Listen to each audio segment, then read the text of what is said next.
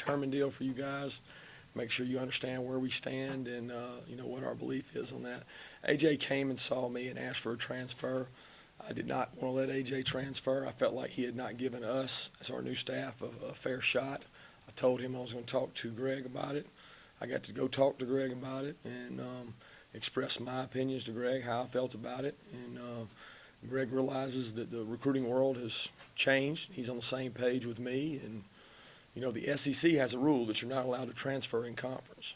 So that rule stands. And they have that reason for a reason, and that rule for a reason. And the main reason the SEC has the rule is to keep other teams from recruiting kids from current teams on the roster within the SEC.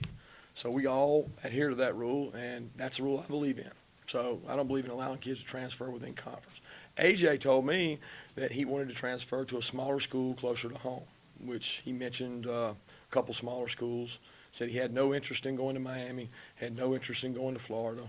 So if you haven't talked to AJ, you should talk to AJ because AJ has no interest in going to Miami. All right. One of the reasons that I put Miami on there, I want to set the precedent for the future that kids would not be able to go to Miami right away. It's very important that we understand that, and that's pretty much standard operating procedure when a coach leaves one place that a kid can't go there with the coach. And that's important to me that people understand that. So, there is a process in place that the NCAA put in place where any kid can appeal a transfer restriction. AJ did not appeal anything. There's some misinformation out there. He didn't have to appeal anything because we ended up granting him a release to where he wanted to go to. So AJ is completely happy with the situation. Moving forward, where it's more important to know, we will not release kids to SEC schools unless it's a special situation. And we will handle those situations on a case-by-case basis. And there are very few situations where you want a kid going to somebody on your schedule or somebody in your league. That's pretty much standard operating procedure. And the reasons for that are two or threefold. You don't want a kid being negative in recruiting when he's at another place, and you're trying to protect the interest of your team and the rest of our team here. And you don't want to have to play against them for obvious reasons. So we'll handle those going forward. Greg and I have talked about it on a case-by-case basis, but please understand that A.J. Terman is going to be able to go where he wants to go. Okay, and part of the reason A.J.'s leaving is he did not play here. And he played 2 springs here, and he played pretty good. And we need A.J. Terman on this team. We tried to keep A.J. Terman on this team, okay? But he is not being blocked from going where he wants to go. Let's make that perfectly clear because he didn't play here, and the person that was coaching him here is now there at Miami. So that has nothing to do with where he's wanting to go. He doesn't want to go to Miami, and he's made that perfectly clear to me. So I want to move forward from that. I want to talk about these kids who just went out there and practiced their tails off, and they played really hard. We put on pads today for the first time. I was proud of them for the effort they gave. We tried to move practice up a little bit to beat the rain that never showed, so I'm definitely not a weatherman, and we got to improve on that for sure. We thought it was coming up on the radar, but I was very pleased with the kids' effort and toughness. We got to coach for kids to stay up more. We got too many guys on the ground. We got to improve tempo in and out of the huddle on offense. We got to improve on defense. We didn't play the run very well today. It was the first time in pads. It was kind of disappointing that we didn't strike blockers better. But our kids fought and tried, and we're still in an installation mode where we're trying to install things and get better as a group. But I was pleased with the effort, not necessarily pleased with some of the results in some of the periods. But we'll continue on from there. I'll open it up for questions.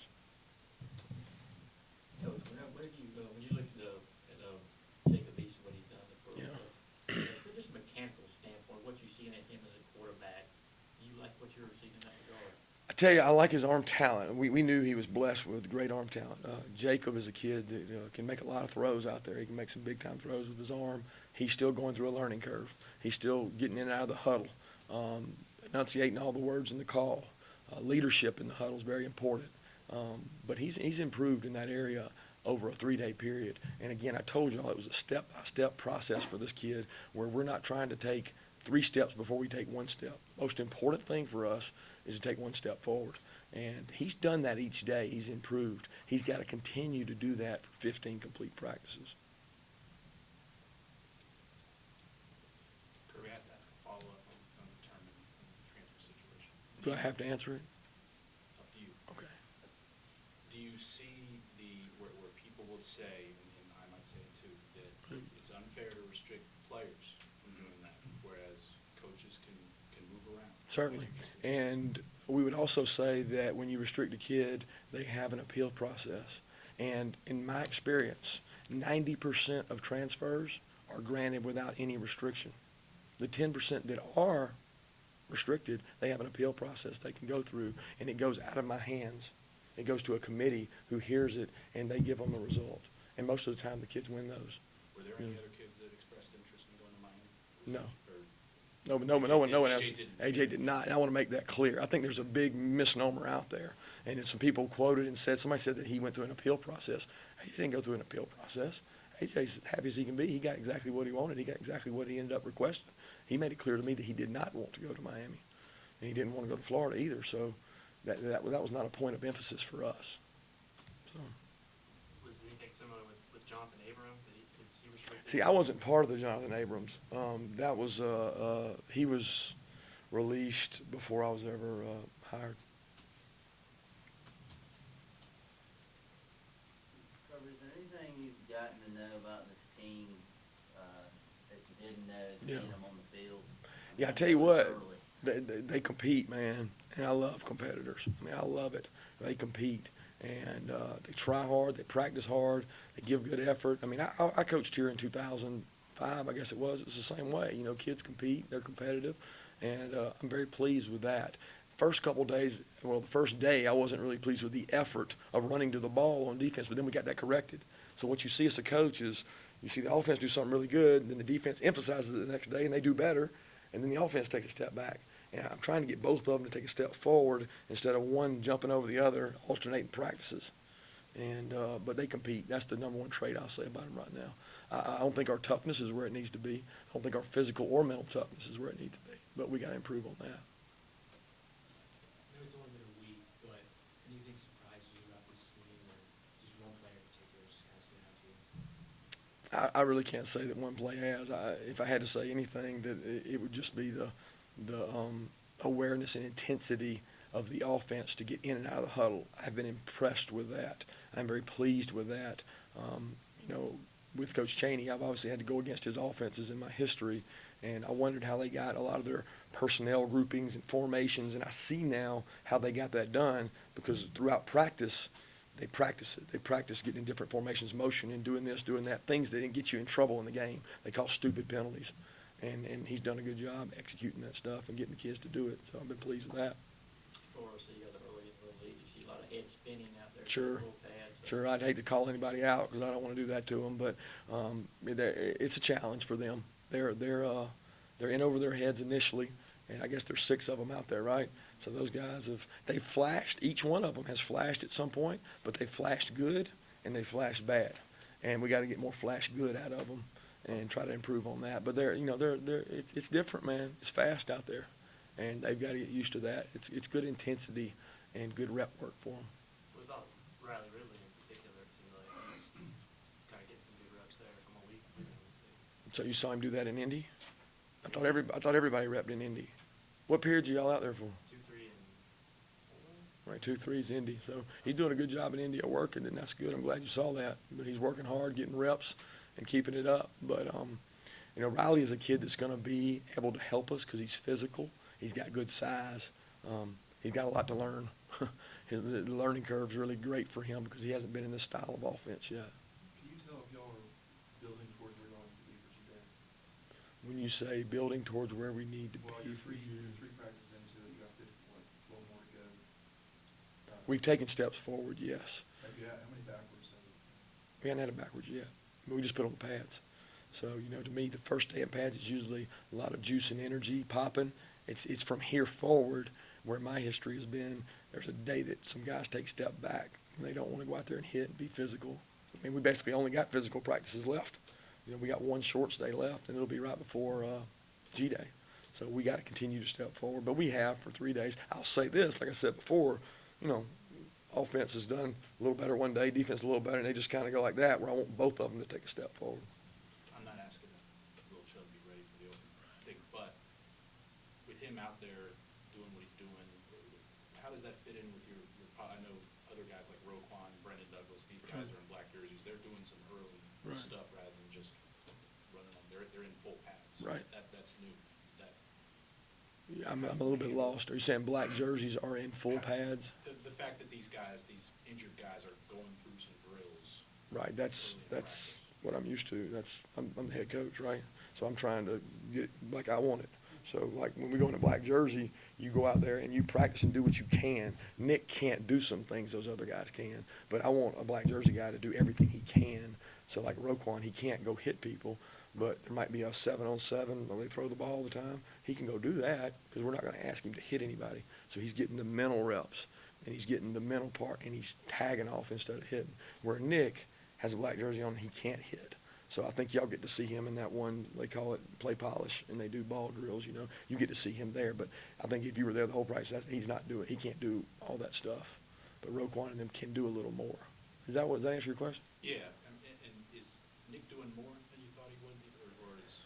Well, to be honest with you, I didn't know what to expect. I mean, Ron told me when he was going to do some straight line running and a little start cutting, he said, I'm comfortable with him doing play polish. So I know what play polish is. I used to coach the running backs. It's when you work on your handing the ball off, that kind of thing. So he's running straight ahead doing that. Now if he had to cut in that drill really hard, we wouldn't do that with him. So yeah, I'm pleased he's doing it, but I can't tell you whether I'm shocked or surprised. I'm just comfortable with what the doctors are letting him do because I obviously don't have that expertise that they do to make that decision. How do you feel about the defensive line? It seems like a lot of numbers, but a lot of young guys there. A lot of young guys there. I tell you what, Coach Rocker's working them hard. I can promise you that. They're getting coached tough, and they're working hard. They've lost some good size, and there's some good players. You know, I just saw those guys on what day was it, Wednesday? I mean, that pro day or whatever day it was, man, they were some good-looking guys, especially the pass rushers. But there's not enough depth to me in the offensive and defensive line, but those kids are playing hard, and there are some young kids. You know, there's some young kids over there that are having to grow up and get reps. I mean, Julian's right there taking reps with the best of them, and he's got a lot of learning to do. He's got a long way to go as far as stamina, but he's working. And he's got to continue that. I saw on the roster that Atkins was moved to nose. Is that somewhere do you see him filling in there this year, practicing primarily there? Well, to me, Atkins played some nose last year. It's just they had Big Mays too. So a little bit of it is what style of defense are you in? Are you in a 4-3 front or are you in a 3-4 front? And we do both. So he'll play both. So when you say he's moved to nose, it's just that's where he's repping. But he's playing 3 technique, he's playing tackle, he's playing nose. There's no difference to me. Every D lineman plays every position. 5, 4, 3, they play them all. How are y'all moving through spring right now with banged up running backs? I mean, Brendan and Nick and Tough. so And you guys are getting a lot of reps all the time. well, we got guys in black jerseys that can do certain things. Like Brennan is in a black jersey to y'all, so he's not like in a black jersey like Nick. You know, he can do certain things. So he gets to do a little bit extra, and he takes some reps in some pass periods and some different things. But it's tough, guys. We've got a problem there. We've got a deficiency there, and we've got to hope that Nick gets healthy. We may have to look at moving somebody to that position. We've talked about it as a staff. Who could move there? Who could kind of double teach this position and this position? You know, and we signed one guy there that's coming in. Have you And, talked with him at all, say, hey, you need to? Oh, he was out there today. I don't know if you saw him. He was out there today, so he's quite aware that there's a sense of urgency there. He's done a really good job of trying to come over and watch as much stuff as he can so that he can be prepared. You know, but that's, you know, I probably was in error when y'all did the press conference the other day and y'all talked about what's your depth problem.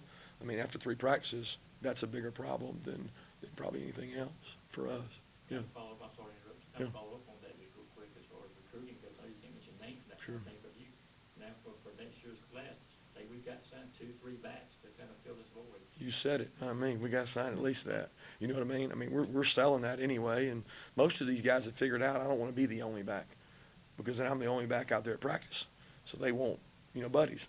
I always tell the Terrell Davis story. You know, when I was here, Terrell didn't get a ton of carries, but he played a long time in the NFL, you know, and it pays off sometimes when you got a little left in your engine when you get up there. And these kids in recruiting, they look into that stuff. They know it. So we have a need there. And you know what? We got a commitment, too, that we can sell. We got a commitment from Coach Pittman and Coach Chaney's experience at Arkansas that we can run the ball.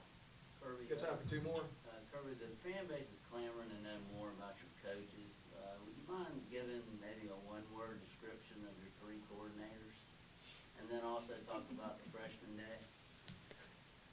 Okay, that's tough. One word description, I may be able to Or, talk you about know, it. if you wanna elaborate, even And better. does that count as two questions? Because he asked both of them, so that's it. Because he asked both of them, well,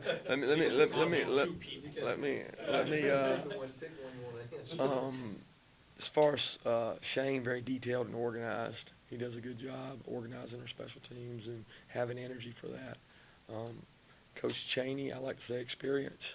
And, they're all high energy guys, so I could drop energy on all three of them. Coach Tucker, I would say presence. You know, he's got great presence about him. I love sitting in his meetings because he always has something extra, something you're not expecting to keep the kids' attention, to make it fun, you know, make it fun for the players. And Coach Cheney's the same way. You know, I'm becoming a better coach by sitting in those meetings and popping in on guys. So, number one, I can hold them accountable, but number two, I can listen to what they're selling so I can emphasize it to the players better with them. You know what I mean? Thank Did you. you interact with Coach Bobo today? Yeah, I sure did. Great dude. He's you talking about George Bobo, right? No, I'm just kidding. Yeah, I got to see Mike. I appreciate him coming out. It's always good to get opinions from somebody else, and it was great to have him out there because I think he's a great offensive mind, and he helps me. He can see things that maybe I can't see and talk to me about, and he's a guy that he's for Coach Richt, he's for Coach Smart, he's for the University of Georgia, and he's given a lot of his life. His family's been here to this place, and it's important to me that he does give input, and he does a good job, and so does his dad. Thank you, guys. Appreciate y'all. Sorry I was running behind, guys. Yeah, appreciate